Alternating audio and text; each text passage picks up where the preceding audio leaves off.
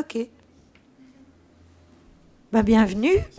Voilà, bienvenue à SIDO Paris, cette conférence sur mobilité propre et Covid, les nouveaux services et les nouvelles pratiques. Alors, la Covid, puisque maintenant on dit la Covid a été un choc majeur dans le secteur du transport en commun. Les usagers ont développé de nouvelles pratiques de mobilité, marche, vélo, trottinette, piétons augmentés et ou la voiture individuelle pour éviter les affluences, qui est potentiellement un petit peu moins bien. Ils ont de nouvelles attentes qui appellent à des innovations de services. Et nous, collectivement, je pense qu'on peut se féliciter d'avoir tous fait preuve d'une forte capacité d'adaptation. On continue d'ailleurs. De nouvelles données ont été récoltées, de nouveaux services ont été implémentés et déployés pendant cette période de confinement et de la Covid. La gestion de crise est devenue quasi quotidienne et un vrai savoir-faire pour les opérateurs de transport en commun. Pour autant, l'accélération de la digitalisation, couplée avec l'impératif de décarbonation qui est devenu un enjeu majeur pour tous, entraîne une transformation de l'industrie de la mobilité, tant dans son organisation interne que dans ses relations à son écosystème, dans ses produits, dans ses services et même dans les infrastructures qui les accompagnent. Cette transformation sur le temps long, elle exige une capacité à se projeter, à s'aligner sur des perspectives souhaitables. Servicisation, restructuration de la multimodalité sont des tendances fortes appuyées par les technologies. L'adoption par les utilisateurs de nouveaux comportements, leur appropriation des technologies associées, les risques de rebond à contrôler sont également à observer, surveiller et sur le temps long. À la clé, un défi majeur à relever, concilier la quête de la meilleure expérience utilisateur avec l'enjeu d'une mobilité propre. Pour rentrer dans le détail et dans le vif du sujet, on a 3 intervenants. Le premier, M. Comberbin, voilà. Vous êtes ingénieur diplômé de Mines ParisTech, mais aussi de l'ENSTA, docteur en cryptologie, un parcours dans la cybersécurité et la transformation numérique pour Orange, le ministère de la Défense et d'autres institutions nationales. Depuis 2 ans, vous êtes entré dans les domaines de la mobilité et de l'hydrogène, qui sont des sujets qui vous passionnent. Et vous êtes aujourd'hui directeur de l'innovation du groupe RATP, où vous traitez des sujets variés allant de la mobilité autonome à l'hydrogène, en passant par la robotique, la Smart City et l'IA. Merci, Com, d'être là. Merci. Julien Réau, vous Bonjour. Êtes directeur Innovation France pour Transdev. Votre équipe identifie les opportunités sur le marché de la mobilité, active des minimum viable products, coordonne les expérimentations sur des sites pilotes, accélère les déploiements en France et à l'international, une vraie relation à la start-up comme on en rêve, qui ne s'arrête pas au POC. Et vous êtes ingénieur diplômé de l'École centrale de Lyon et vous connaissez toutes les facettes, je pense, et tous les métiers de la mobilité avec 17 ans de carrière dédiée à ce secteur. Alors, j'ai juste rajouté Transdev, parce que pas tout le monde connaît nécessairement. Transdev emploie 83 000 personnes, transporte au quotidien environ 11 millions de passagers et opère 17 modes de transport différents. Et en troisième, en distanciel, voilà, j'ai fait le petit signe pour qu'il apparaisse. Bonjour Xavier. Bon. Xavier Fischer, diplômé de l'école centrale Supélec. Vous étiez chargé du développement produit d'Emotion, une société rachetée par Apple en 2016 pour développer Face ID. Et aujourd'hui, vous êtes CEO d'Atacalab, une entreprise technologique française qui développe des algorithmes de vision par ordinateur pour mesurer les flux dans l'espace public sans stocker d'images ni de données personnelles et en réduisant au maximum l'empreinte carbone. Vous avez, je pense que vous connaissez les 2 autres intervenants puisque vous avez déjà travaillé avec Transdev et la RATP. Alors, une fois ces présentations faites, on y va. Julien Réau, l'impact Covid, un choc majeur. Parlez-nous-en. Comment avez-vous vécu l'expérience ? Vous avez 4 heures. Alors, le choc, oui, je pense qu'on peut tous dire quand même qu'on a vécu un choc l'année dernière. C'est simple, dans notre carrière, on n'a jamais connu un moment où on nous a simplement interdit de nous déplacer. Donc, pour une entreprise qui opère des solutions de mobilité, c'est sûr que c'est impactant.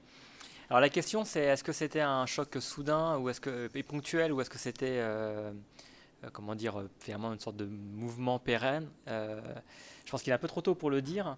Ce qui est sûr, c'est que À ce jour, et on est dans l'incertitude en termes de reprise finalement, des confinements, déconfinements. On voit que peut-être qu'il y aura des annonces encore ce soir, mais en fait, on a repris un rythme quand même assez fort de mobilité en cette rentrée. Il suffit de regarder, hein, les transports publics, ceux de Côme, sont bien pleins, mais c'est aussi très plein sur les pistes cyclables et c'est plein surtout sur les routes. Donc ça doit forcément nous interroger, hein, sur est-ce qu'on reprend des mauvaises habitudes ou est-ce qu'on a même accéléré de mauvaises habitudes, mais on a aussi pris de bonnes habitudes pendant cette période. En tout cas, nous, pour faire court, ce qu'on a vu, c'est qu'on a retrouvé des usagers, mais on a perdu des abonnés et des occasionnels. Alors c'est compliqué de déterminer, hein, exactement qui on a perdu. On pense aujourd'hui qu'en fait, on a une part de nos publics réguliers qui ont changé leur comportement de mobilité, qui sont passés en fait, d'abonnés à usagers de titres occasionnels. Et on estime qu'on a perdu à ce jour, en tout cas c'était le chiffre de début de la rentrée, 17% d'occasionnels sur nos réseaux de transport. C'est-à-dire que grosso modo, on tourne à 90% en fait, du trafic précédent. Alors, Après, les modalités voilà. alternatives, du coup, la marche. Alors oui, il y a énormément eu de phénomènes, et je pense qu'il y a même des phases. Alors on ne va pas rentrer forcément dans tous les détails, mais Non. globalement la marche était la star du confinement. Je pense que tout le monde a redécouvert son quartier. Derrière, il y a une logique santé. Marcher, c'est bon, donc c'est bon aussi pour les transports en commun d'ailleurs, pour ça. Deuxièmement, voilà, le côté donc santé, bien-être, et puis redécouverte effectivement de ce qu'on a à proximité. Et on voit que les applis de la marche, par exemple, dédiées à ce sujet, explosent sur les stores. Le vélo, ça je pense que Com pourra en parler aussi très bien, on a un vrai phénomène, notamment grâce à l'urbanisme tactique, qui était aménager rapidement des pistes qu'on appelle les coronapistes. Et pour nous, mais on y reviendra plus tard, c'est un vrai sujet, hein, de pouvoir proposer la complémentarité entre le vélo et les transports publics, voire d'adapter en fait notre service de transport public à ces nouvelles modalités. Voilà. Peut-être qu'après, je laisserai effectivement les autres sujets, mais il y a aussi une vraie questionnement sur la place de la voiture. D'accord. Hein, on voit que les bouchons, par exemple, explosent dans la plupart des métropoles. Et comme, alors, du coup, vous aussi, un impact majeur, un choc incroyable. Alors, effectivement, sur le coup, le choc. On est tous devenus des spécialistes de la désinfection Oui. en un mois parce que il n'y avait pas le choix, hein. Et d'ailleurs, on l'a fait de manière collaborative pour trouver des solutions. Et on a trouvé des solutions. Nous, on continue à le faire. On nébulise l'intégralité de nos bus toutes les nuits. Donc, en gros, on balance un produit nettoyant à l'intérieur. Donc, c'est fait par... c'est un espèce de gaz. Et en 5 minutes, vous avez nettoyé et désinfecté intégralement votre bus partout. Et on suit ça d'ailleurs avec une application numérique qui nous permet de garantir que les bus sont bien passés à travers le process. Et puis, effectivement, on a vu, alors en fonction des phases, on a vu le trafic remonter. Aujourd'hui, on est à peu près dans les mêmes chiffres. Ce qui nous manque, alors ça dépend où, donc la RATP, évidemment, vous nous connaissez tous à Paris. À Paris, aujourd'hui, ce qui nous manque vraiment, c'est les touristes. Les touristes commencent à revenir, mais ne sont pas encore revenus. Et à Paris, les touristes, ça fait quelques pourcents de fréquentation. Par contre, les Parisiens sont bien revenus, hein. Vous allez prendre le métro là, à 18h30 en sortant d'ici, vous allez voir que c'est de nouveau bien chargé. La RATP, on opère aussi un peu dans le monde. Et là, c'est aussi très variable en fonction de... c'est pas la même chose à Brest, à Lorient, au Caire ou à Hong Kong. Il y a à chaque fois des dynamiques locales, des réglementations locales, des niveaux de confinement qui ne sont pas tous les mêmes. Donc on a des impacts plus ou moins grands. Ce qu'on voit quand même, c'est que ça remonte dans les 90 et quelques pourcents. On s'attend quand même à ce que les touristes finissent par revenir à Paris. Je ne sais pas si vous avez vu, les États-Unis là, ont réouvert le ciel américain et instantanément les compagnies aériennes se remplissent. Donc les touristes vont revenir. On voit quand même qu'il y a quelques pourcents de gens qui ne reviendront pas dans les transports en commun. Certains qui sont devenus des occasionnels. Certains qui sont achetés des vélos. Très clairement, hein, à Paris, il y a un énorme boom du vélo et pas qu'à Paris. Et puis certains qui prennent leur voiture parce que, entre guillemets, ils ont l'impression que c'est plus sûr. C'est un sentiment tout à fait raisonnable. Mais par contre, ça pose un vrai problème de, finalement, qu'est-ce que c'est que nos villes demain. Et si on a tous un objectif de décarbonation, si on a remplacé des transports en commun, donc quand même tout ce qui est métro, tram, train, sont des choses qui fonctionnent à l'électricité, donc plutôt propre, par de la voiture diesel, on a un peu perdu sur le plan de décarbonation. Donc là-dessus, il va y avoir un sujet à traiter. Sur les corones à piste, un truc très intéressant, c'est qu'effectivement, ça s'est déployé très très vite, parce qu'il y avait une forme d'occasion. Aujourd'hui, on voit que les villes sont en train de pérenniser certaines pistes. Pas toutes d'ailleurs, c'est intéressant de voir, c'est que ça a été aussi une énorme phase d'expérimentation, d'innovation. On a pu tester des choses et puis on s'est rendu compte qu'il y a des endroits, en fait, la piste cyclable, c'était pas la bonne. On a aussi appris, par exemple, à Paris, vous avez peut-être pu remarquer, la continuité entre le trottoir et les bus. Parce que du coup, souvent, les pistes cyclables sont venues s'intercaler entre la file de bus et le trottoir. Et au niveau des arrêts, on a fait des aménagements avec les villes pour avoir une continuité du trottoir pour que finalement, les gens qui étaient au niveau de l'arrêt de bus puissent marcher jusqu'au bus sans descendre sur la piste cyclable et la remonter. Donc, c'est les vélos qui montent et qui redescendent. Il y a une petite cohabitation, un petit apprentissage de la cohabitation entre piétons et cyclistes là-dessus, mais qui se fait finalement relativement bien. Et aujourd'hui, on est plutôt dans une logique de pérennisation de ces infras. Après, dans les transports, globalement aussi, il y a des nouvelles attentes qui ont émergé du point de vue des utilisateurs, avec notamment un vrai sujet sur la question de l'affluence à bord. Est-ce que je suis chargé ou est-ce que je ne suis pas chargé? Donc, nous, côté Ratapé, on a déployé, il fallait déployer vite, donc on a déployé une appli de crowdsourcing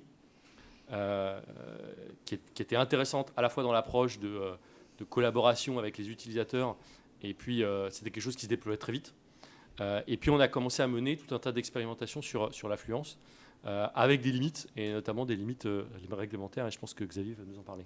Voilà, exactement. Et donc, une collaboration, des innovations très rapides, et du coup, une collaboration complètement différente avec les startups. Ouais, alors enfin, ça dépend des. Oui. Oui. Oui. Bon, on va en parler avec Xavier. Okay, exactement, Xavier. Donc, oui. vous avez fait. Alors, vous avez travaillé sur des applications en période de Covid pour Transdev, je pense, plus que voilà. Expliquez-nous. Donc, plus pour la RATP, effectivement. Plus pour la RATP. Mais effectivement, nous, ce qui nous est arrivé, donc, c'est que quand le Covid est arrivé, on a perdu une grande partie de notre activité, qui est très différente de celle de Com et de Julien, mais on a développé assez rapidement une technologie pour adapter nos produits à l'analyse automatique du port de masque. En fait, on a commencé à travailler pour la ville de Cannes, donc, qui n'est pas un acteur de transport au démarrage, et donc pour David Lisnard, dans le but de détecter le taux de port de masque sur les marchés pour ouvrir les marchés avant le 11 mai 2020. Et donc être capable en fait de lancer des distributions de masques au moment où les gens n'en portaient pas et n'en avaient pas. Parce que vous savez, le premier sujet qu'il y avait au tout démarrage du Covid, c'était l'approvisionnement et les stocks de masques qu'il fallait gérer. Donc la question numéro 1, c'était de les faire venir d'Asie. La question numéro 2, c'était comment les distribuer aux bons endroits au bon moment. Et donc, Datacare Lab, on développe depuis 4 ans maintenant des algorithmes d'analyse de l'image pour sortir en fait avec les réseaux de caméras déjà existants, que ce soit dans les bus, dans les trains, dans les stations de métro, entre autres, ou même dans les villes, des informations à des fins statistiques. Et comme le disait, comme tout à l'heure, tout le sujet sur ces technologies-là, c'est la régulation et donc la nécessité d'être tout à fait conforme avec le RGPD. Et donc, en fait, depuis le démarrage de notre entreprise, on travaille avec la CNIL. L'année dernière a été une année dense et donc on a développé un procédé qui maintenant est validé de leur côté, qui permet en fait de détecter de façon statistique ces choses-là. Je m'explique, on traite les images en moins de 100 millisecondes, donc un dixième de seconde, pour sortir les informations qui nous intéressent. Donc du comptage, par exemple, et un pourcentage de port de masque.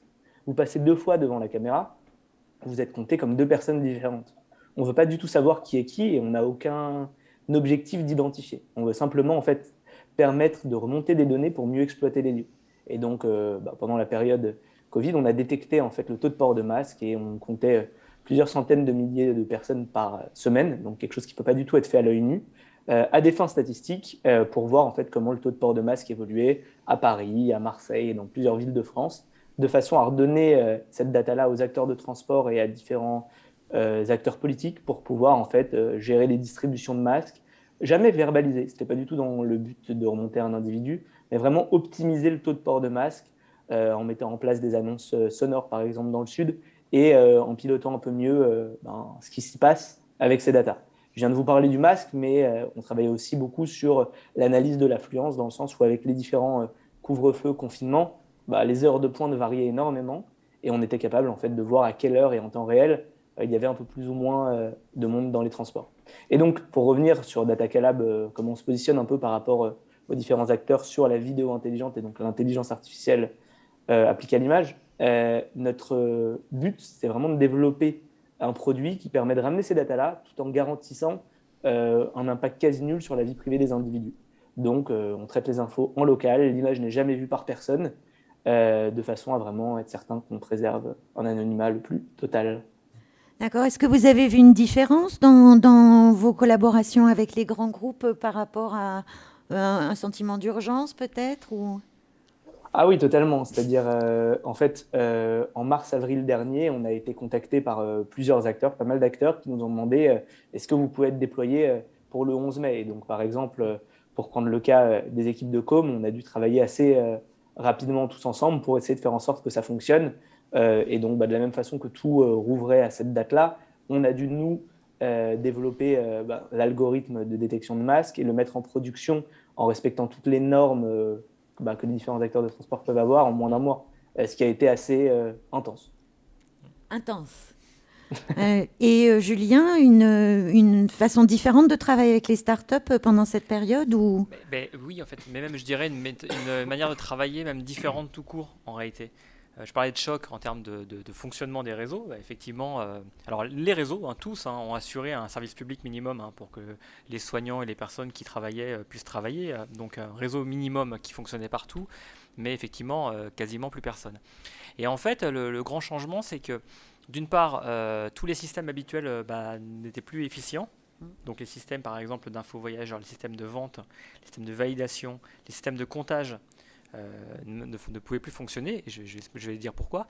Et puis, une méthode de travail complètement différente. Nous, on se réunissait à travers toute la France tous les lundis matins pour voir les solutions qu'on pouvait apporter à nos opérationnels pour trouver justement des solutions. Donc, typiquement, c'était comment on fait pour désinfecter les véhicules, comment on fait pour appuyer la distribution de masques, comment on fait pour assurer de la vente éventuelle lorsqu'on n'a plus de contact possible avec le conducteur, et comment est-ce qu'on fait pour informer sur effectivement les nouveaux horaires et l'affluence à bord. Et ça, effectivement, comme on en parlait tout à l'heure, cette notion d'affluence à bord, ça reste un point important dans la reprise du trafic.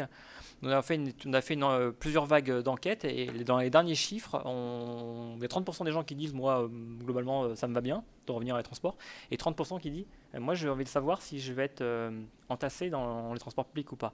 Et pour les transports de masse, c'est quand même un sacré enjeu en termes de modèle économique de dire qu'il y a une partie des gens qui ne veulent plus être aussi nombreux dans les transports publics. Donc voilà, ça c'est le point. Et du coup, ça nous a changé la donne en termes de recherche de solutions ou alors plutôt d'activation de solutions qu'on avait déjà référencées. On a tous nos systèmes de comptage qui sont tombés brutalement puisque plus de validation, etc. Et les solutions qui étaient finalement sans contact ont très bien fonctionné. Pour les systèmes de vente, c'est pareil. Je crois que vous avez dit, lorsqu'on avait préparé le point, qu'on avait fait un bond en avant en termes de digitalisation. Oui. Alors ça c'est clair pour tous les secteurs, les commerces en particulier, mais nous finalement, non, c'est pas choquant de réserver son créneau pour passer à l'agence commerciale, c'est pas choquant de réserver une place dans le transport à la demande comme on le faisait déjà, et c'est pas choquant non plus d'acheter un ticket sous forme d'un SMS. Et les systèmes existaient en fait, mais là c'était le but de les mettre à disposition au plus grand nombre très rapidement, en quelques semaines. Et ce qui a changé aussi, c'est la manière de collaborer en fait, entre les différents pays. Ça aussi, c'était assez nouveau. C'est la première fois aussi dans une entreprise comme Transdev, en fait, qu'on soit percuté par une crise, la même crise, dans tous les pays en même temps. On a eu par exemple des phénomènes, je ne sais pas moi, en Australie, mais pas aux États-Unis. Aux États-Unis, mais pas en Europe. Et là, finalement, avec quelques semaines d'intervalle, 2-3 semaines d'intervalle, on avait la même question qui se posait dans tous les pays. Et cette forme de collaboration, elle était extrêmement forte. Et du coup, nous, côté équipe innovation, on était en interaction avec des fournisseurs et toutes les startups qu'on connaissait. Et du coup, on pouvait adresser beaucoup plus rapidement la question et proposer une forme de mise en place beaucoup plus rapide et beaucoup plus large. Et c'est ces méthodes-là, en fait, aujourd'hui qu'on garde parce qu'elles sont juste. Oui, j'allais dire, écoutez, en fait. Finalement, c'est bien parce que si on arrive à accélérer l'innovation vers le marché dans une période un peu de crise, il faut conserver Bien sûr. ces bonnes pratiques qu'on a apprises. Après, vous avez parlé donc de la baisse du trafic, la remontée du trafic, mais la donnée d'affluence qui est très importante. Comme vous avez aussi la donnée du temps estimé que les gens, pour finalement prendre le transport en commun plutôt que sa voiture, c'est le temps estimé, c'est même pas le temps réel. Alors, un truc qu'on constate, c'est il y a une sous-estimation systématique des temps passés dans les voitures. Quand vous prenez un calculateur d'itinéraire de voiture, en fait, il va vous faire une estimation de temps en supposant que vous êtes dans votre voiture et qu'à l'arrivée, vous la lâchez. Et vous faire en fait une estimation du temps du trajet. Vous faites une estimation de temps en transport en commun, on va vous mettre 4 minutes pour aller jusqu'à la station de métro, 3 minutes pour attendre le métro, X minutes de transport en métro, et puis pareil à la sortie, on va vous donner un temps porte à porte. Et en voiture, on vous donne le temps, on oublie que il vous faut 5 minutes pour sortir votre voiture du parking, c'est quand vous êtes chez vous, puis qu'à l'arrivée, il faut que vous la gariez la voiture. Et en fait, on est trop honnête. On est trop oui, honnête. Moi j'allais dire. Et ça, c'est un. Alors, on a des travaux. Par exemple, on essaye d'utiliser l'intelligence artificielle pour mieux avoir des prédictions sur les temps de passage des bus ou les temps de parcours en bus. En métro, c'est assez facile, il n'y a pas trop de bouchons, donc vous savez à peu près combien de minutes met votre métro pour parcourir un bout de ligne. Sur le bus, c'est plus compliqué, donc on utilise de l'IA pour faire ça, et on arrive à faire des choses intéressantes. Mais là aussi, on vous donne un temps global. Les calculateurs d'itinéraire de voiture, ils vous donnent toujours la partie de trajet où vous roulez. Alors, ils intègrent aussi les bouchons, etc. Et d'ailleurs, il y en a qui font du très très bon boulot là-dessus. Mais du coup, on a toujours un déséquilibre dans la comparaison, parce qu'en fait, vous négligez les 5, 10, 15, 20 minutes à Paris pour trouver une place, parfois, bon courage, pour trouver une place et atteindre le lieu où vous êtes.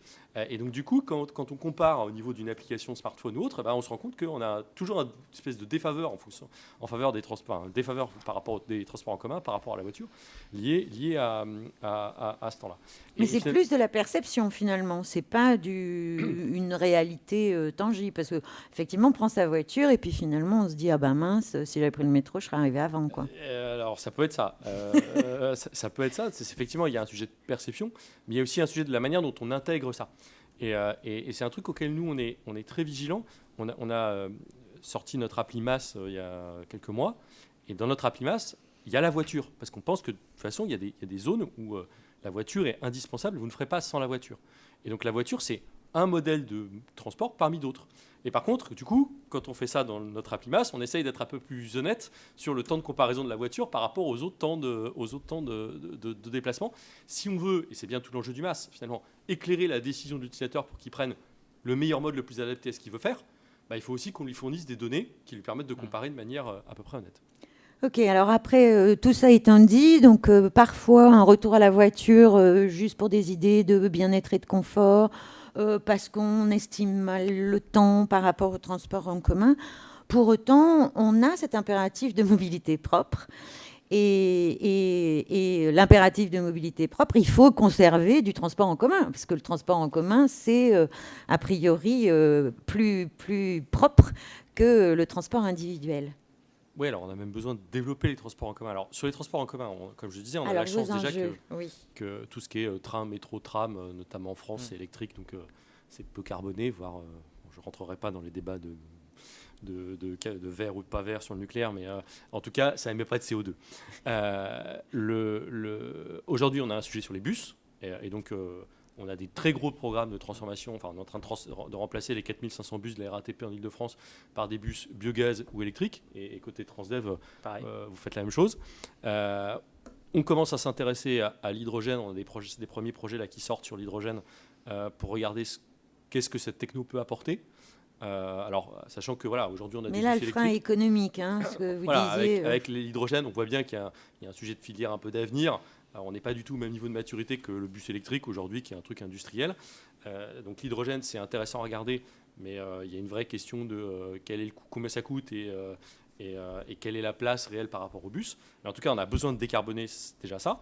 Et puis ensuite, on a un sujet global de déploiement des transports en commun pour remplacer la voiture. Le sujet, c'est l'autosolisme et comment est-ce que... Alors, il y aura des voitures électriques, c'est sûr, mais globalement, est-ce qu'on peut diminuer la part de gens qui prennent leur bagnole tout seuls parce que vous transportez 2 tonnes de métal pour transporter une personne, c'est pas super efficace. Donc on peut électrifier, mais on peut aussi massifier. Et c'est la nature même des transports en commun de massifier et de faire en sorte que les gens se déplacent ensemble.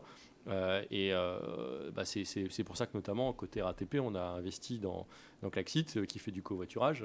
Et on voit que le covoiturage actuellement, c'est un truc qui est en train d'un peu décoller parce qu'il y a une volonté politique, parce qu'il y a aussi des aménagements qui sont faits par les communautés, par les collectivités en matière d'aires de covoiturage, en matière de dispositifs, qu'on a ces applis de masse qui se développent et qui permettent aux gens de se rencontrer et de se dire plutôt que d'être tout seul dans ma voiture, on va être 2, on va être 3 et comme ça on polluera un peu moins. Julien, vous avez exactement les mêmes problématiques, in fine. Alors oui, on a la chance en combinant la France et d'autres pays comme les Pays-Bas en fait de cumuler la plus grande flotte basse émission ou zéro émission d'Europe. Et effectivement, on est en train d'investir notamment des bus électriques à grande échelle, ce qui d'ailleurs pose des questions de capacité de transformation en fait, de plusieurs choses. La première chose, c'est faut les financer. Donc effectivement, premier point. Deuxième point, c'est qu'il faut les recharger. Donc on pourrait faire une conférence dédiée à ce sujet sur la recharge, mais c'est effectivement un point. Et derrière, c'est la question en fait déjà des compétences. D'accord ? On a besoin de gens qui savent faire de l'électronique, de l'électrique, de l'informatique, et plus que de la mécanique. Et donc ça, c'est en train de changer fondamentalement dans nos métiers. Et puis, on a, et là, comme on est dans un salon un peu plus technophile, j'imagine, oui. La question de la captation de la donnée en temps réel pour aider en fait à savoir si le bus il a plus de batterie, il faut le ramener au dépôt, s'il faut changer les batteries, s'il faut optimiser les cycles de charge. C'est un peu comme votre téléphone en fait. On vous dit au début attendez, il faut pas le recharger à 100%, puis après on vous dit mais si, il faut le recharger en fait tous les jours, et puis après au bout d'un moment on sait plus. Pour un bus, surtout qu'on a pour l'instant encore peu de recul. Comment bien recharger un bus électrique, ça reste une question un peu aussi complexe que recharger votre téléphone. Donc ça, c'est les questions, on va dire, un peu technologiques, un peu majeures, et qui transforment effectivement vraiment les investissements des collectivités et donc Transdev. Voilà. Le deuxième point, c'est d'un point de vue technique, c'est comment la technologie peut aussi nous aider à aborder ces nouveaux comportements. Et c'est vrai qu'on a quand même une partie de la population qui, au final, prend sa voiture ou qui prend un autre mode parce qu'elle va savoir faire. Et la pratique de la mobilité n'est pas une chose forcément évidente. Savoir s'orienter, anticiper, faire des correspondances, trouver son chemin. Ce qu'on est en train de regarder au-delà, par exemple, de formules de coaching individuel, etc., qu'on fait sur des publics très spécifiques, par exemple dans des quartiers prioritaires en certaines parties de la France, c'est de voir si la technologie peut nous aider à mieux comprendre. Par exemple, on essaye de mettre en situation des personnes avec de la simulation. Plutôt que les emmener par groupe de 10 faire un pôle d'échange, on va faire ça dans une salle avec beaucoup plus de monde. On va regarder si on est capable, par exemple, de rendre ce qu'on donne comme information, que ce soit des chiffres, du temps réel par exemple, ou du texte, les modalités d'achat d'un titre par exemple, si on peut les traduire de manière plus compréhensible. Et tout ça, c'est l'intelligence artificielle derrière qui va tourner pour nous aider à détecter les points de faiblesse. Donc on est en train d'aborder ces sujets-là, et finalement, je pense qu'on est au tout début, parce que ça va nous permettre en fait quelque part un peu d'augmenter notre voyageur. Alors derrière on rêve d'un guidage quasi automatique, on rêve finalement d'avoir le compagnon de voyage. Alors, bien entendu, nous aussi la mobilité as a service et les applications mobiles qui va un peu tout faire, mais derrière c'est concrètement comment elle va me guider. Est-ce que je dois traverser la rue? Est-ce que l'arrêt de bus c'est celui qui est à droite ou celui qui est à gauche? Est-ce que je vais lire sur un écran? Est-ce que je vais comprendre la carte? Est-ce qu'on va me guider avec de la voix? Et là, on arrive finalement un peu à toutes ces technologies qui sont derrière nous, là, de l'autre côté du mur, au niveau des stands. Et tout l'enjeu, ça va être de prendre des technologies, certaines qui sont matures et d'autres qui ne le sont pas encore complètement, et de voir si elles ont un cas d'application vraiment concret. Et finalement, cette question de la transformation vers des mobilités partagées qu'on veut tous, ça va être probablement une conjonction entre des obligations ou des règles du type vous ne pourrez pas rentrer avec votre voiture, il va falloir vous garer, on va faire de l'incitation, et de l'autre côté, un mode d'emploi simplifié. Et je reste conscient que conduire une voiture n'importe où, même en Europe, c'est toujours le même mode d'emploi, les mêmes feux rouges, les mêmes panneaux de vitesse par exemple. Plus ou moins. Passer d'un mode de transport à un autre, ou même d'un mode de transport à un autre, c'est pas toujours le même mode d'emploi. Et donc, faut que ça se travaille. Et l'un des enjeux, c'est de travailler directement avec les enfants. Finalement, c'est les voyageurs de demain. Et donc, finalement, c'est un bon investissement. En tout cas, on est convaincu.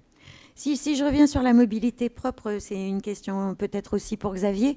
Si je reviens sur la mobilité propre, ok, une digitalisation accélérée, mais on parle de sobriété numérique, hein, parce que remplacer finalement un mix énergétique, hein, ça vous en avez parlé, Com, éduquer pour qu'on prenne des bonnes pratiques et on change nos comportements. Mais si tout ça, c'est à côté de pléthore, de métaux rares, Oui. voilà, la sobriété numérique. Alors, Xavier, vous avez conçu votre application pour être propre, hein, parce qu'on parle de mobilité propre, en tout cas sobre dès le départ. Expliquez-nous. Non, exactement. Je rebondis sur les propos qui viennent d'être mentionnés par Julien et Com. En fait, nous, en montant Datacalab il y a 5 ans, on a vraiment réfléchi à comment permettre de développer une solution technologique qui permette d'augmenter l'expérience utilisateur tout en pensant au futur. Et donc, on a identifié 2 points sur lesquels on a voulu se positionner, qui sont la protection de la vie privée, comme je le disais en introduction, et la minimisation de la consommation énergétique de ce qu'on fait. Vous savez, l'analyse d'image et l'intelligence artificielle au sens large, ce sont des secteurs qui consomment énormément parce que d'abord, il faut entraîner un algorithme et ensuite, il faut le faire tourner en temps réel pour pouvoir sortir les résultats, que ce soit du comptage, de l'analyse de densité, de la détection de masques. Et donc, pour vous donner un chiffre, aujourd'hui, de par tout ce qu'on a fait en termes de R&D, derrière Datacalab et les offres commerciales dont on a parlé, on est une équipe d'une dizaine de chercheurs qui travaillent en fait à compresser les réseaux de neurones qui sont derrière les algorithmes que l'on met en production. Et donc aujourd'hui, on consomme à peu près 50 fois moins que ce qui est nécessaire et que ce que sont les standards sur le marché européen. Donc en fait, on cherche vraiment à créer une solution qui soit bien entendu fonctionnelle, donc assez précise, mais qui minimise et consomme pas trop d'énergie, parce qu'on pense que dans quelques années, l'empreinte carbone de ce qu'on fait va être un sujet majeur, que ce soit dans les appels d'offres ou même une prochaine taxe carbone sur les composants qui vont être utilisés dans les ordinateurs, que ce soit des cartes graphiques ou autres. Donc on travaille vraiment à créer une offre qui minimise la consommation énergétique de tout ça. Et comme je le disais tout à l'heure aussi, très proche de la CNIL, de façon à être certain que ce qu'on fait respecte le RGPD et incarne le système de privacy by design. C'est-à-dire que tout ce qu'on construit, on construit pour avoir toute une offre qui soit en fait respectueuse et consciente de la vie privée de l'individu pour pouvoir en fait se dire qu'en Europe, on sait faire des choses qui sont basées sur des caméras, donc qui peuvent de premier abord créer en fait certaines défiances parce que ce sont des sujets qui font peur lorsqu'on voit ce qui se passe en Chine entre autres, tout en essayant en fait de vraiment introduire un respect total de la vie privée et une consommation énergétique maîtrisée. Merci. Ce qui est intéressant, c'est que souvent les deux sont conjoints. C'est-à-dire qu'en optimisant la consommation énergétique, en optimisant l'algo, c'est aussi comme ça qu'on va avoir un algo suffisamment petit pour être mis en edge computing au plus près de la caméra. Et donc finalement, pas avoir de gros flux de données vidéo qui sortent des systèmes qui, eux, posent plein de problèmes de privacy. Donc en fait, ce qui est intéressant, c'est de voir que souvent, c'est conjoint. Alors après, le numérique doit faire sa part, comme tous les secteurs. Juste, il faut rappeler un tout petit ordre de grandeur. Le numérique, c'est 2 à 3% de notre consommation, de nos émissions de CO2 aujourd'hui. Alors, le problème, c'est que c'est en croissance, c'est en forte croissance. Les transports, c'est 30. Et c'est stable. C'est-à-dire que tous les progrès technologiques des 30 dernières années en matière de transport et en matière d'efficacité, il y en a eu, sont bouffés par l'augmentation des kilomètres parcourus. Donc, le vrai sujet des transports, c'est il va falloir qu'on fasse moins de kilomètres et il va falloir qu'on les fasse sans émettre. Et 30%, c'est énorme. Donc, ok, le numérique doit faire sa part, mais en fait, le challenge sur les transports, il est gigantesque. D'accord. Vous partagez la même analyse. Non, mais je pense qu'il faut effectivement le dire de manière aussi claire que cela. Ouais, c'est une fort, question ouais. effectivement de kilomètres réellement produits. Et puis, il faut aussi avoir une approche qui n'est pas non plus... vigilante par rapport à la technologie, malgré tout, même dans nos fonctions. Je prends un exemple, on peut tous aller inaugurer des bus électriques. Le bus électrique, mal conçu, il va d'abord transporter sa batterie avant de transporter des passagers. Après, en hiver, mais même en été, il va consommer plus pour le chaud et le froid que pour avancer. Donc effectivement, quand on regarde les choses avec ce prisme, on se dit, est-ce qu'on est capable d'être raisonnable? Est-ce qu'on est capable effectivement de se dire, j'ai un dispositif supplémentaire, et Xavier en parlait très bien, de dire, il va apporter un bénéfice, par exemple, il va donner en temps réel l'affluence, donc il va attirer de nouveaux passagers, donc on va gagner du CO2 de kilomètres non faits par des voitures parce que les gens vont prendre les bus. Oui, mais faisons attention à ce qu'il n'aille pas consommer du CO2 pour fonctionner. Et l'exemple apporté par Xavier d'Atacalab est très important. Et pour nous, quelque part, c'est que tous les projets, ils doivent cocher la case. Un impact économiquement déployable, on va dire, et puis arriver du coup à bien mesurer ces questions d'impact carbone, mais il n'y a pas que cela, hein, il y a la biodiversité, etc. Et puis je pense aussi, j'aurais un propos pas du tout alarmiste, mais plutôt adaptatif, en disant de toute façon, on va vers des successions de crises. Et ça, c'est un point qui là apparaît de manière claire, mais en fait, on avait fait le constat déjà avant. En fait, on pouvait même se présenter comme étant un opérateur qui sait gérer des crises. Ça paraît complètement fou, mais en réalité, je vous donne un exemple. J'étais dans un réseau à l'étranger, et il nous disait tiens, on va vous montrer l'actualité de l'année dernière. Alors je pensais qu'ils allaient nous parler d'inauguration, de nouvelles lignes, de nouveaux venus des élus, etc. Non, ils nous ont parlé de l'ouragan, inondation, reconstruction des rails, réinstallation du tramway, puis après il y a eu de la neige, le truc était bloqué, puis après il y a eu une grève, et puis après il y a eu un phénomène de là c'était plutôt festif, un événement, puis après il y a des manifestations où tout le monde venait au milieu des rails pour bloquer tout. Donc au final, tous les mois il y avait une bonne raison de ne pas faire le réseau à 100%, comme on dit chez nous, et donc finalement on est en train de se dire, mais finalement il faut peut-être mieux qu'on apprenne à gérer. Et donc cette question, premier, de la réactivité de l'organisation, du temps réel, la gestion en temps réel de nos réseaux, d'où, là aussi, un apport de données extrêmement intéressant de la part d'Atacalab, si je veux faire un peu le lien entre nous tous, et puis l'adaptation à des choses inéluctables. Une qui nous paraît inéluctable, c'est le réchauffement dans nos villes, les îlots de chaleur. On opère des réseaux comme Montpellier, Nîmes, Toulon, les contours de Lyon. Vous voyez qu'il fait très très chaud plusieurs mois dans l'année.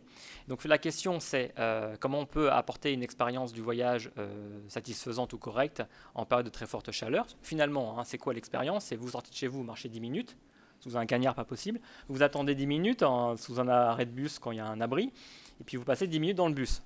Au final, les 2/3 de l'expérience est dégradé par l'expérience à l'extérieur de la prestation de l'opérateur de mobilité que nous sommes. Et pourquoi c'est un sujet clé? C'est pas simplement pour dire on fait bien et c'est chouette et on va mettre des pots de fleurs sur les abribus, c'est pas ça du tout le sujet, même si certains acteurs font ça, c'est pas du tout le point. C'est de se dire, si la moitié de l'année, l'expérience de transport public est dégradée, c'est des gens qui vont se précipiter dans la voiture climatisée. Et donc j'en reviens au point de Com, les kilomètres évités en voiture. Donc tout ça c'est lié. Et donc, finalement, il y a peut-être aussi une logique d'adaptation de nos villes et de nos systèmes de transport dans leur manière générale pour qu'ils soient en mesure d'apporter finalement de la donnée ou d'apporter de la réactivité ou juste d'apporter des solutions alternatives face à ces différentes crises. Ok. Donc là, on n'a pas eu le temps d'aborder trop le télétravail, mais c'est pas bien grave parce que finalement, potentiellement, ça sera dans une question de la salle. Juste avant justement qu'on passe aux questions, je voudrais quand même que s'il y a un message clé à retenir, on va commencer par Xavier parce que il est derrière nous en fait. Xavier, un message clé à retenir sur Covid, mobilité propre, qu'est-ce qu'on fait? Message clé.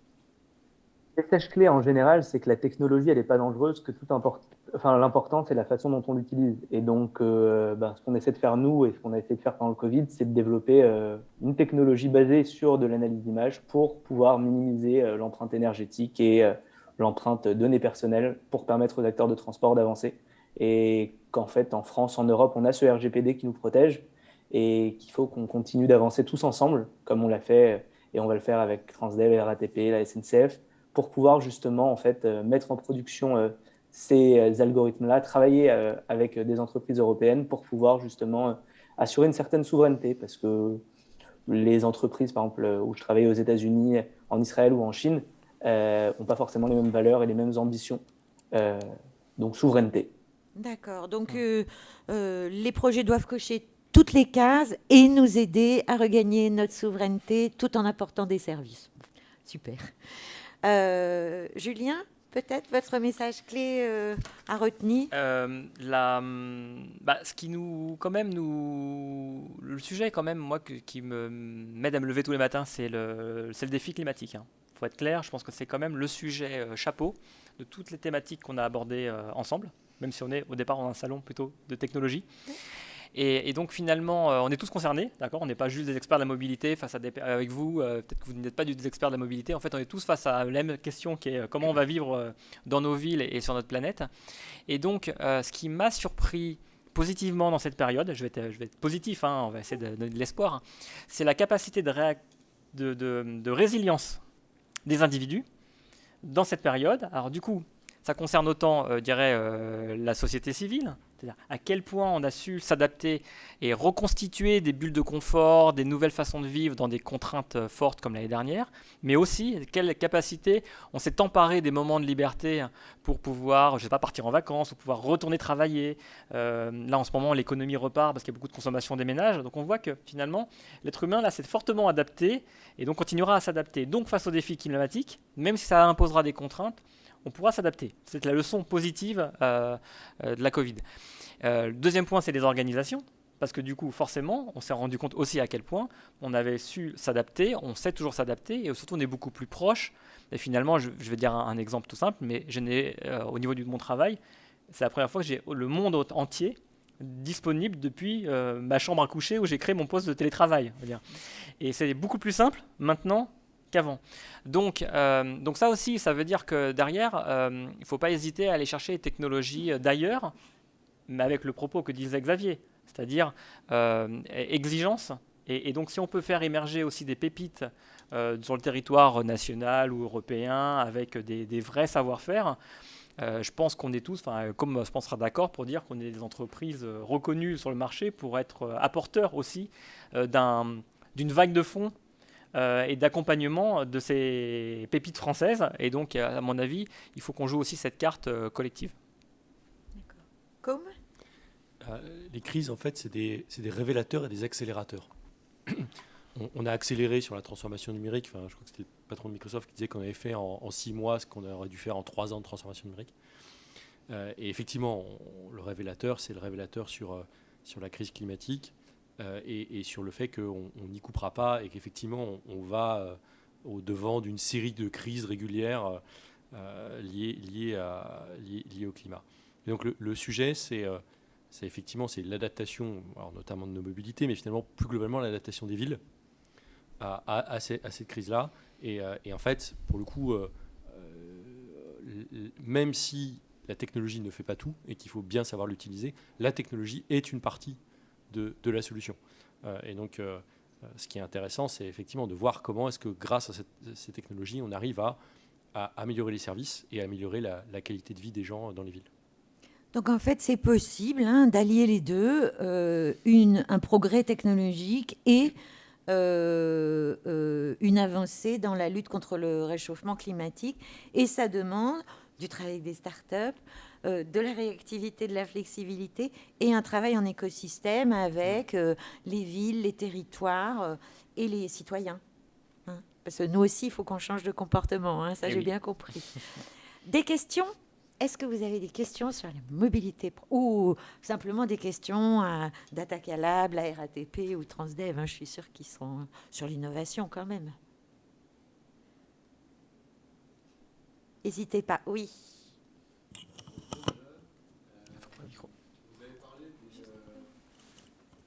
Bonjour, vous m'entendez mieux?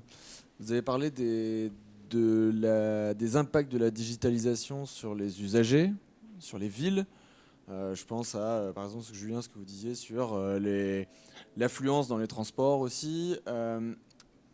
Quel a été l'impact de la digitalisation, et dû au Covid en particulier, sur vos métiers aussi d'opérateurs de transport? Comment vous envisagez le métier d'opérateur de transport à cause du Covid ou à cause grâce à la digitalisation dans 5, 10, 20, 30 ans? Et comment le tissu de PME français, européen, peut vous aider dans cette transformation? Vas-y, après je... Alors effectivement, on a plus parler là de ce que voient les usagers, mais la transformation, elle est biface, hein, c'est-à-dire qu'il y a quasiment autant de transformations internes que de transformations externes. Alors, Julien a un peu parlé déjà des transformations de métiers. C'est vrai qu'on a un grand shift des métiers de la mécanique vers les métiers de l'électrique et l'électronique. Au-delà de ça, on voit moi, dans les choses qu'on fait à la RATP, on met de l'IA, par exemple. On a développé une IA qui aide à la régulation du RERB. Donc, c'est quelque chose c'est une IA qui va proposer des scénarios de régulation pour améliorer le taux de maintenance, en fait, et donc la disponibilité des trains. C'est un truc, c'est totalement interne. Le voyageur le verra peut-être, il verra quelques trains de plus par journée ou une meilleure régularité. Enfin, c'est pas très perceptible du voyageur. Par contre, en interne, c'est une vraie révolution parce qu'on récupère de la donnée, parce qu'on la fait circuler, parce qu'on réussit à l'exploiter, à y apporter de la valeur, à le faire en co-construction avec les gens qui régulent le RERB au quotidien. En gros, c'est eux qui ont entraîné l'IA qui sert à les aider à améliorer la régulation du RER. Donc ça, c'est un exemple. Un autre exemple, aujourd'hui, on travaille de plus en plus avec des exosquelettes, avec des robots, parce que voilà, dans nos métiers, il y a des choses qui sont physiques et qui sont pénibles, hein. Là, on a des exosquelettes pour les gens qui font les réparations des portes des RER. Les portes des RER, le problème, c'est les moteurs qui cassent. Les moteurs, ils sont au-dessus des portes.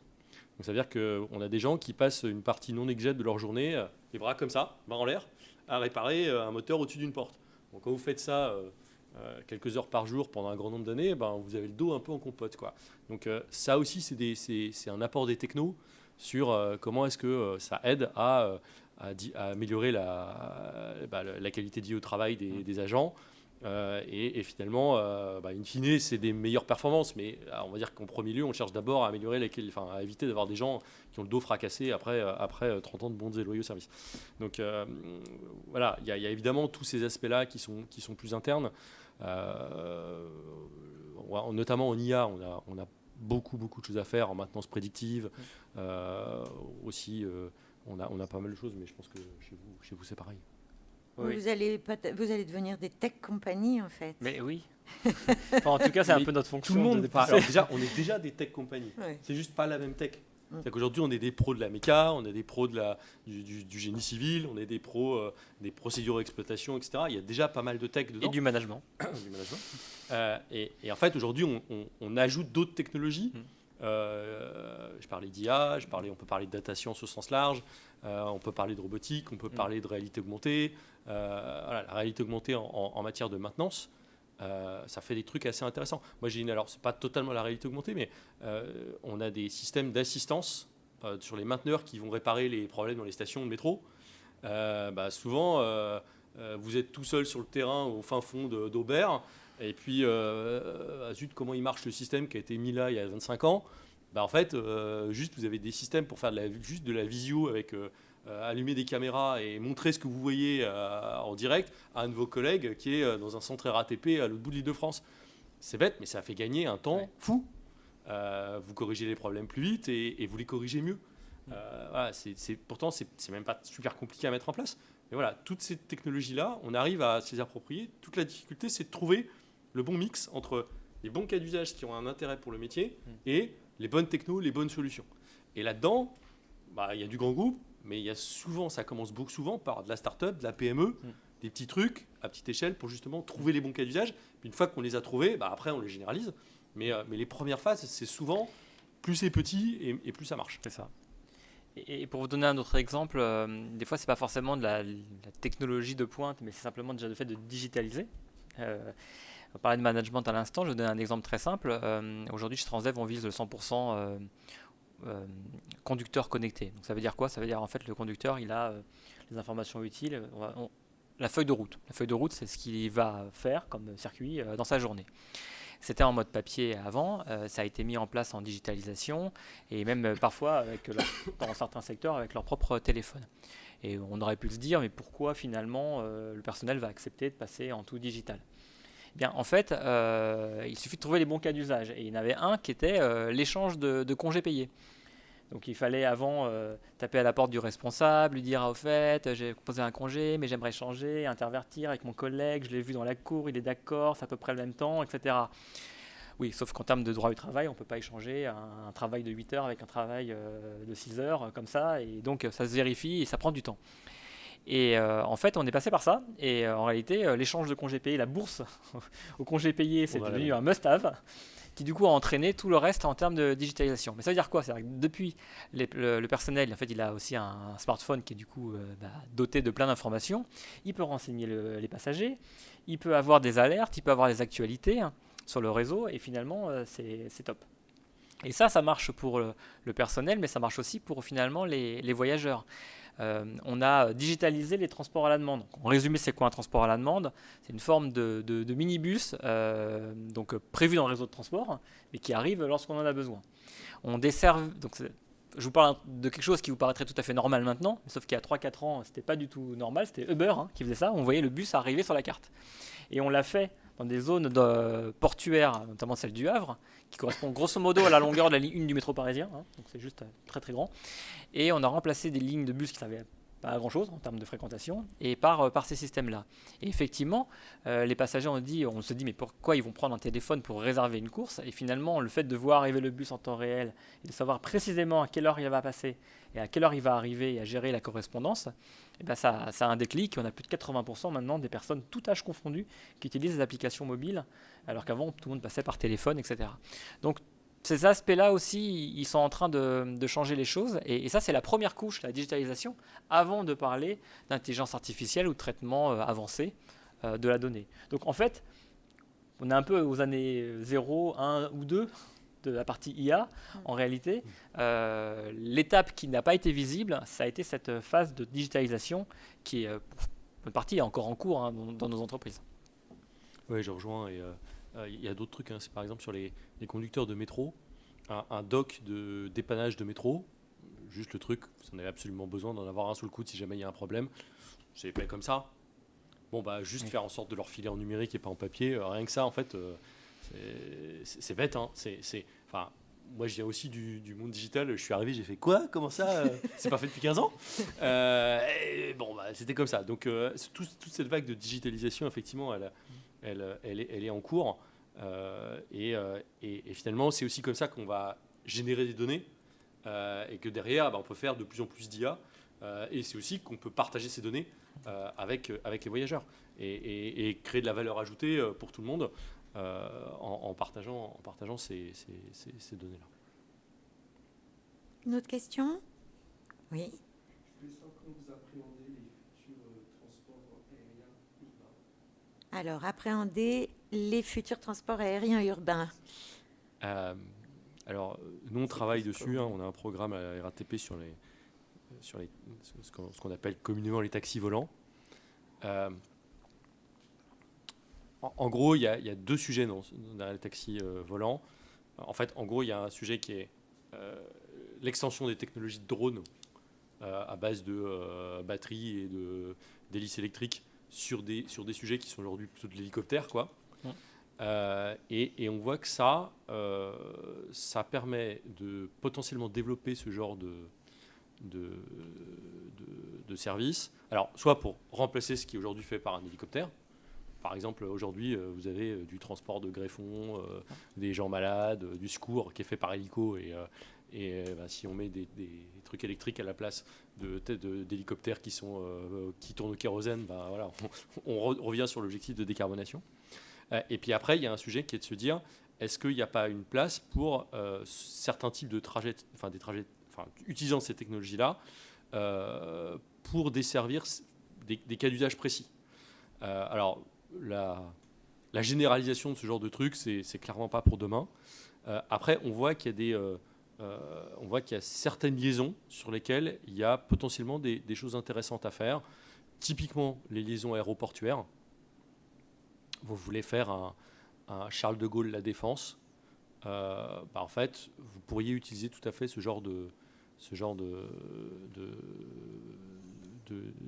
service. Ça restera quand même des services relativement limités. On va pas remplacer un RERA avec ça. Mais par contre, il y a potentiellement une place à prendre dans le grand écosystème des mobilités, toujours dans cette logique de dire on a un mix de mobilité et ensuite on prend ce qui est pertinent en fonction du cas d'usage, des déplacements. Donc on regarde ça. Une des vraies questions qu'on se pose, c'est la question de l'intégration urbaine et qu'est-ce que ça veut dire en matière de qualité de vie en ville, notamment en matière de nuisances sonores, de choses comme ça. On voit que c'est bien plus acceptable qu'un hélico, ça fait beaucoup moins de bruit, mais c'est quand même pas totalement neutre. Voilà. Et finalement, ce qui est intéressant aussi avec ces objets-là, c'est de tirer la logique de hub de mobilité. C'est-à-dire comment est-ce que, on a parlé du MaaS qui finalement vous donne la version numérique de j'ai toutes ces possibilités-là, comment je les gère. La question c'est quel est l'équivalent physique. Comment est-ce qu'on fait un espèce de lieu où on pourrait avoir au rez-de-chaussée des vélos, au premier étage ou au moins un métro, au premier étage une relation avec un bus par exemple, au deuxième étage un espace de coworking en se disant finalement j'ai 2 heures à passer dans ce truc-là avant de repartir ailleurs, j'ai un endroit où je peux travailler pendant 2 heures et puis sur le toit on vient poser un taxi volant. Et donc ça nous sert aussi à tirer cette réflexion sur finalement comment est-ce qu'on articule toutes ces mobilités, pas juste sur le plan numérique mais aussi sur le plan physique dans la ville. Puis après c'est l'innovation, on espère que ça marchera et puis Julien, vous êtes plus... nous, on fait du transport de masse, donc... Je sens que vous allez dire terre à terre. Non. Non. Plus on fait du transport de masse, donc le taxi volant, peut-être pas. Alors en fait, on a étudié des projets, on a des acteurs locaux, alors pas en Ile-de-France effectivement, mais ailleurs en France, avec qui on a travaillé. On a identifié aussi, tu disais, comme cas d'usage, on va dire des liaisons précises, où il y a des obstacles, où il y a des rivières, de l'étang, de la montagne, etc. Et en fait, la question que ça me pose, moi, c'est effectivement la mission première d'une entreprise comme la nôtre sur le transport de masse, parce qu'on transporte 4 à 8 personnes, etc. Donc on va être un peu dans la logique de un peu premium, quoi, B2B, premium, un peu les hélicos qui font Monaco, Nice, vous voyez, ce genre de marché, qui est un marché à part, qui n'est pas forcément le nôtre. Mais moi, en fait, aujourd'hui, je m'interroge, surtout après la période Covid et le silence intégral qu'on a eu en ville, c'est l'impact de ça dans nos villes, est-ce que c'est ça qu'on veut, mais aussi en termes énergétiques. On parlait tout à l'heure des différentes motorisations, le batterie, l'hydrogène qui sert finalement à stocker de l'énergie électrique, en gros, elle va nous coûter cher et elle va être compliquée à produire. Elle sera plus ou moins verte ou grise suivant ce qu'on utilise pour la transformer avec le plan de relance français. Et en final, combien ça va me coûter en kilos d'hydrogène de transporter X personnes sur X kilomètres versus ce que je pourrais en faire si je le mettais dans un car qui lui fait de la longue distance, fait du périurbain, du car express, qui rejoint le périurbain vers les villes-centres, qui est un enjeu majeur de report au quotidien. Et les études qui viennent de sortir montrent qu'effectivement, les hélicos, toutes ces formes, vont dépenser beaucoup d'énergie au décollage et à l'atterrissage. Donc au final, sur des longues distances, ça peut être intéressant. Sur des très courtes distances, ça va cramer beaucoup d'énergie. Et donc au final, je me dis tous les efforts qu'on fait pour optimiser tous nos bus, nos recharges, etc., avec notre IA là, qui va optimiser la recharge. Ou alors l'IA qu'on va mettre avec Xavier, on va optimiser le petit boîtier avec les quelques watts que ça va consommer par véhicule, on va multiplier par des dizaines de milliers, certes, mais voilà. Est-ce que je ne vais pas tout cramer avec un hélico à hydrogène? Donc au final, pour l'instant, même si je suis directeur innovation, je trouve que ça ne remplit pas toutes les cases. Et donc, je pense que je ne serai pas prêt pour 2024, c'est la question. Mais on regarde avec attention. Mais effectivement, pour l'instant, je mets l'énergie, pour le coup, sur un peu d'autres sujets.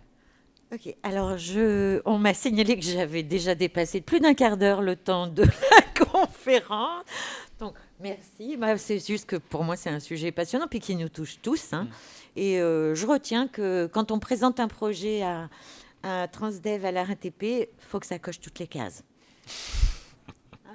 Merci. Merci à vous. Merci à vous. Merci beaucoup. Merci Xavier. Merci. Oui, merci Xavier. Vous êtes derrière nous, c'est vraiment bizarre. À bientôt. C'est une